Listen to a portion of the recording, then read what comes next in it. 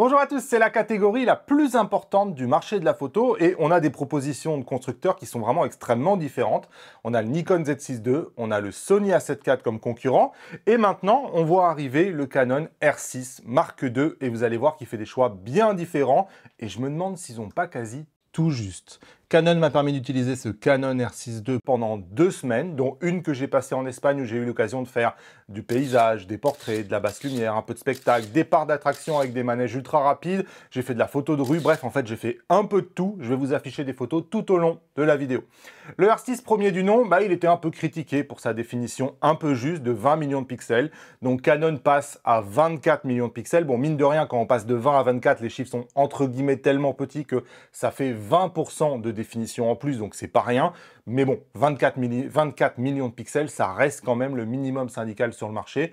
Mais moi, je trouve que ça suffit. Je vous disais déjà que 20 millions de pixels, il n'y avait pas de raison de s'offusquer. On fait déjà des tirages énormes avec 24 millions de pixels. Sachez qu'il s'agit d'un nouveau capteur. Canon ne recycle pas un ancien capteur comme ils avaient pu le faire, par exemple, pour le Canon R7. Alors, on ne sait pas trop. Les rumeurs disent que c'est une version adaptée du capteur du Canon R3. Et en fait, ça ferait sens parce que vous allez voir qu'on est sur un capteur qui est très rapide. En fait, quand on dit très rapide, c'est surtout le rolling shutter, le temps que met l'obturation électronique à lire le capteur. Et en fait, on est sur le rolling shutter le plus rapide que j'ai mesuré, toutes marques confondues, hors capteur empilé. D'autant plus que, en termes de rafale, en obturation mécanique, on ne bouge pas, on reste à 12 images par seconde. Mais la nouveauté, c'est que lorsque vous passez en obturation mécanique, vous êtes à maintenant 40 photos chaque seconde. Et donc, vous additionnez un bon rolling shutter et une rafale à 40 images par seconde. Et vous pouvez chercher sur le marché, à ce prix-là, on n'a jamais ça. Et 40 images par seconde, ça peut paraître un peu subjectif. Je vous montre 3 exemples de rafales où on voit bien. Là, par exemple, les 34 premières photos de cette rafale ici sont de la même seconde. Vous voyez, tout ça, c'est la même seconde. Et en fait, ça va permettre de choisir exactement le moment précis. Et on va le voir, en plus, il est capable de le tenir suffisamment longtemps pour que ça soit réellement utile comme fonction. Donc là, vous voyez, ça va durer pendant 4 secondes et je vais pouvoir choisir la bonne photo. Et sur cette rafale-là, on est à 97% de taux de réussite. Donc ça marche très très bien. Donc ça, c'est le genre de fonction d'habitude qu'on a vraiment que sur des appareils à 6 000 €. Je vous montre un second exemple sur un manège. Là, c'est pareil, il arrive à pleine balle. Je vous mets la seconde en haut à gauche et regardez, toutes ces photos sont de la même seconde. Ça va vous permettre de choisir exactement quelle est la bonne photo que vous voulez. Allez, un mot quand même du rolling shutter. Je veux surtout pas vous faire croire qu'il est aussi bon qu'un capteur empilé. Je veux simplement que vous compreniez que c'est le meilleur rolling shutter que vous pouvez avoir sur un capteur qui n'est pas empilé, ce qui est différent. C'est-à-dire qu'on minimise les problèmes qu'on peut avoir à cause du rolling shutter. Mais regardez par exemple ici dans cet éclairage de mauvaise qualité avec ces guirlandes, on voit bien les bandes derrière, avec l'arrière-plan qui s'éclaire et qui s'éteint selon les photos. Alors, malgré le passage de 20 à 24 millions de pixels, on a une montée en ISO qui reste en fait identique à celle du Canon R6 première génération qui était déjà salué pour ça. Donc on conserve ce point fort. Et je vous montre un exemple à 12 800 ISO. J'ai presque l'impression même que le R6 Mark II est un tout petit peu meilleur que le R6 première génération. Bref, en tout cas, les fichiers restent propres. Ici, je vous montre un exemple concret à 12 800 ISO, zoomé à 200%. Et maintenant, à 25 600 ISO, pour moi, ça reste utilisable. Évidemment, il y a un peu de bruit, mais enfin, on est à 25 600 ISO, quoi. On n'a pas de compromis non plus sur la dynamique, puisque la dynamique du Canon R6 II se rapproche de la dynamique du Canon R5, soit un peu plus d'un demi-stop de gagné par rapport à la première génération. Donc super dynamique. Pas de nouveau processeur, donc Canon continue de s'appuyer sur le Digic X. On profite des algorithmes du Canon R3 qui avait introduit tout ce qui est Deep Learning, ainsi que toutes les nouveautés qu'on avait eues avec le Canon R7. Ce qui en fait pour moi en fait le meilleur autofocus sur le marché et Canon l'a encore amélioré. Donc on a la détection des humains, des animaux et des véhicules. Mais Canon a ajouté avec celui-là la détection des trains, des chevaux et des avions. Donc franchement voilà, en termes d'autofocus, pour moi on est sur l'autofocus le plus avancé du marché. On pourrait parler de l'autofocus d'ailleurs pendant longtemps. Je vous montre une séquence de ma chaîne lancée à pleine vitesse. C'est un cas que j'aime beaucoup car je peux le reproduire facilement avec tous les boîtiers. Et franchement, on s'aperçoit qu'il n'y en a pas tant que ça qui s'en sortent très bien. Et le Canon R6 II fait vraiment partie de cela. Je vous montre la qualité de la détection et du tracking. Mais sachez que le taux de réussite de cette rafale à 40 images par seconde est de 93%. Donc c'est vraiment un taux qui est très très haut. Et du coup, je peux zoomer dans n'importe quelle photo, elles sont quasiment toutes bonnes, hein. Et en fait, il n'y a que 7% des photos qui sont pas bonnes, donc je sais pas si on se rend compte de la performance, mais c'est top. Et je me suis amusé dans un parc d'attractions avec des grands 8 qui avoisinent les 190 km/h en plus d'accélération de quasiment 4G qui fait que l'autofocus doit s'adapter en permanence. Et franchement, ça suit. J'ai pas de photos floues ou très très peu. On arrive à un niveau où ça va devenir très difficile pour Canon maintenant de s'améliorer après avoir atteint un tel niveau. Bref, à ce prix-là, franchement, on se rapproche vraiment d'un boîtier taillé pour l'action. Sachez qu'il possède le mode Rafale RAW qui permet de récupérer les photos prises 0,5 secondes avant le déclenchement, ce qui permet par exemple lorsqu'on vise un oiseau, on appuie lorsqu'on voit que l'oiseau s'envole. Généralement, avec le délai de réaction humaine, finalement, on a loupé toutes les photos du décollage. Ici, on récupère le décollage en entier. Pour moi, c'est une fonction qui change absolument tout en photo d'oiseau ou en animalier. Enfin, l'exemple que je vous montre est vraiment parlant. Il récupère aussi le bracketing de mise au point avec fusion des photos en interne. Là encore, il n'y a pas grand monde qui a cette fonction sur le marché. En termes de stabilisation, on n'a pas vraiment d'évolution. On reste à 8 stops, ce qui est aujourd'hui encore la référence sur le marché. Par contre, Canon a toujours ce vacillement, vous savez, dans les coins qu'on appelle le wobbling. Moi, j'ai l'impression qu'ils se sont améliorés. J'ai comparé le R6 première génération et le R6 seconde génération. Quand on regarde sur le bord droit de la vidéo, quand on regarde au niveau du palmier, j'ai vraiment l'impression qu'il y a beaucoup moins de wobbling que la première génération. Et en plus, c'est rigolo parce que, regardez sur le plan, on voit le gain en dynamique aussi qu'apporte le R6 II en termes du ciel, en plus que l'exposition est beaucoup plus facile parce qu'on a tous les modes ici. On va en parler un peu plus loin. On a un capteur qui est toujours couvert par un rideau pour le protéger contre les poussières lorsque vous éteignez le boîtier pour changer d'objectif. Donc ça aussi, c'est génial. Petite pause dans la vidéo, j'ai essayé de vous faire le meilleur test possible. Cette vidéo n'est pas du tout sponsorisée par Canon, j'ai touché 0 €. Si vous l'achetez chez ipln.fr avec le code créateur Damien, vous devez valider ça dans le panier. Moi, ça me permet de toucher une commission, ça m'aide beaucoup à continuer à faire de ce genre de vidéos. Ça me permet aussi de juger si vous êtes nombreux à avoir envie d'une masterclass par exemple. Et quoi qu'il arrive, ça vous donnera 10% de réduction sur toutes les masterclass. Donc, lien en description, je vous mets aussi le groupe Canon Entraide, on est vraiment nombreux là-bas. Venez nous voir. Allez, avant d'aborder la partie vidéo, je vous propose de parler du boîtier. Il y a des choses qui n'évoluent pas, le viseur et l'écran notamment. On a toujours un viseur qui est de 3,69 millions de points, un rafraîchissement de 120 fois par seconde. On a un écran 6 pouces, 1,62 millions de points au format écran retournable. Tout ça, c'était déjà très bon. Ça aurait pu un peu s'améliorer, mais disons que c'était pas un point essentiel. En termes du viseur, on a le mode OVF qui avait été introduit avec le Canon R3, en fait, qui permet de simuler la visée réflexe. Donc ça permet d'avoir une visée un peu plus naturelle. Bref, c'est présent sur ce R6 II. L'écran est bien lumineux en extérieur. Ça, c'est un point aussi qui m'importe parce que c'est pas toujours le cas de certains boîtiers. Et le tactile est absolument toujours aussi incroyable, aussi bon qu'un smartphone. En termes d'ergonomie, c'est mes appareils préférés sur le marché. Alors, il y a assez peu d'évolution de manière générale sur le boîtier. Les ports, notamment, sont les mêmes, c'est-à-dire qu'on va garder par exemple le micro HDMI qui est toujours aussi fragile. Parmi les choses qui évoluent, on a un switch on-off qui est mieux positionné parce qu'il passe de la partie gauche du boîtier à la partie droite. Donc on va pouvoir, avec la main droite, maintenant allumer et éteindre le boîtier. Du coup, sur la partie gauche du boîtier, on a maintenant un nouveau switch photo-vidéo qui va vous permettre de séparer le monde photo et le monde vidéo. Et ça vous donne aussi la possibilité d'avoir la molette des modes, aussi bien opérante en photo qu'en vidéo.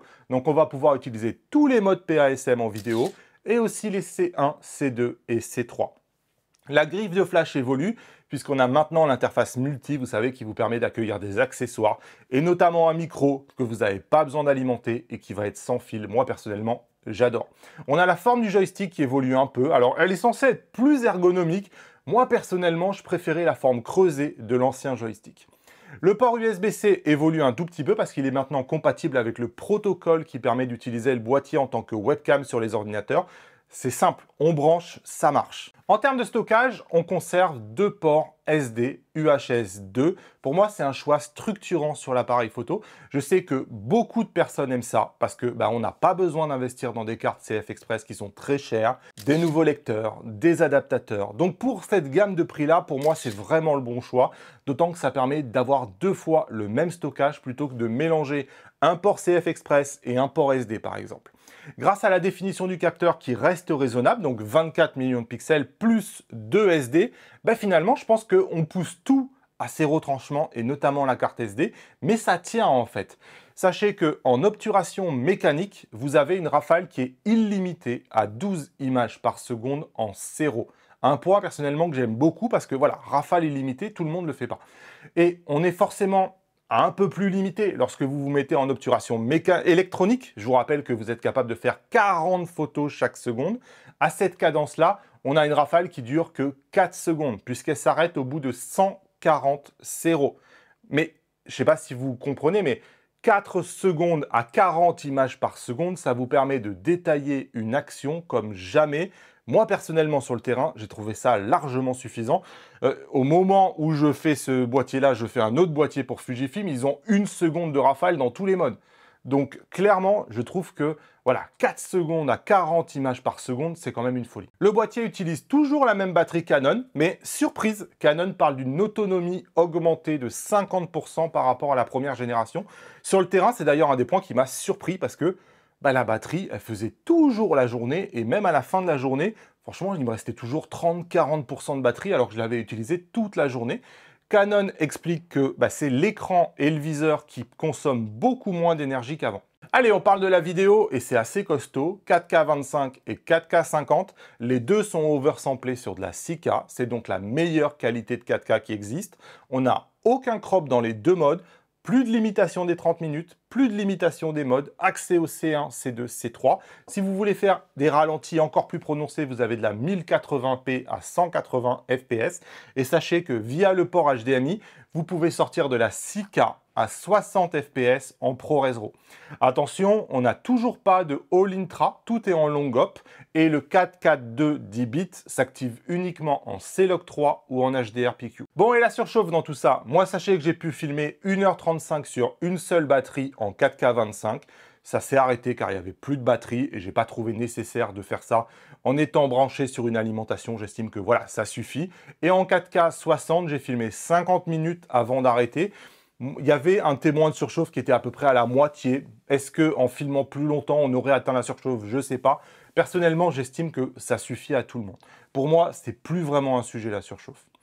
Canon introduit quelques nouveautés pour la vidéo, notamment la compensation numérique du focus breathing. C'est une option que vous devez activer dans le boîtier, mais vous avez un petit crop qui s'applique, 20% environ, et ça vous permet de compenser totalement en fait le focus breathing des objectifs. Attention, hein, c'est compatible qu'avec certains objectifs. Moi, j'ai constaté à mes dépens, par exemple, que le Canon 100 mm macro n'était pas pris en charge pour l'instant. Autre nouveauté que j'adore, vous savez, vous faites un facecam, vous sortez du plan, et en fait, automatiquement, vous avez un appareil photo qui fait le focus sur l'arrière-plan et ça ruine un peu le plan quoi.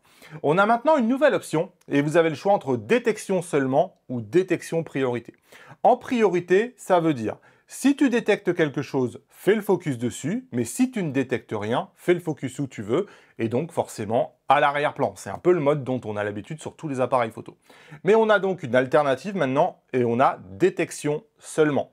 Si je choisis humain, ça veut dire qu'il ne fera la mise au point que s'il détecte un humain. Donc, j'entre dans le cadre, il détecte un humain, il est sur moi, il fait la mise au point. Je sors du cadre, il ne voit plus d'humain, il ne change pas la mise au point. Et ça permet un plan au top facilement qui garde justement ce flou d'arrière-plan qui est plutôt joli. Il était reproché aussi à Canon de perdre les niveaux audio, l'histogramme et les niveaux pendant qu'on filme. Alors, on perd toujours le niveau malheureusement, mais les niveaux audio apparaissent bien pendant l'enregistrement. Alors, on n'a toujours pas d'histogramme, mais Canon a décidé d'introduire une autre option, les fausses couleurs, qui sont bien connues des vidéastes. Je vous montre l'index des fausses couleurs qu'utilise Canon, mais clairement, ça permet vraiment d'apprécier l'exposition du plan bien mieux qu'un histogramme, et ça offre une solution, enfin, pour monitorer notre exposition pendant l'enregistrement d'une vidéo. Alors, en termes de rolling shutter en vidéo, en fait, c'est ce qu'on fait de mieux sur un capteur non empilé et c'est identique à ce que propose un Canon R5 ou un Panasonic GH6. Sachant qu'on est oversamplé et qu'on n'a aucun crop, je trouve que c'est une belle performance. En termes de dynamique, ça n'a jamais été vraiment le point fort de Canon. On n'a pas du tout justement de Canon Log 2 qui offrirait une dynamique de référence. Ici, on se contente du C-Log 3 qui va limiter un peu la dynamique à 13 stops théoriques. Et dans les faits, on est plutôt aux alentours de 11 stops. Alors, c'est mieux que le R6 première génération, c'est vraiment une évolution puisque on égale maintenant celle du Canon R5 qui était meilleure. Mais on reste quand même 1 à 2 stops inférieurs à beaucoup de concurrents en vidéo. Moi, j'espère vraiment qu'un jour ou l'autre, Canon va nous mettre le C-Log 2 parce qu'on voit en RAW, en photo, que le capteur est capable d'encore mieux. En vidéo aussi, la montée en ISO me semble très bonne. C'est similaire à celle du Canon R6 premier du nom.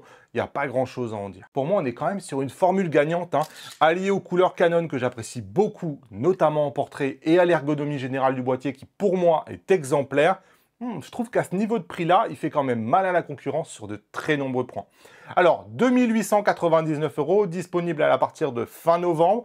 Par rapport à un Canon R6 premier du nom, c'est quand même une grosse évolution. On a un autofocus qui est quand même pas du tout le même. Il est beaucoup plus intelligent et flexible. On a une grosse progression sur le rolling shutter. On double la rafale. Moi, je détestais le mode vidéo du R6 première génération qui était bridé dans tous les sens. Ici, tout ça, c'est terminé.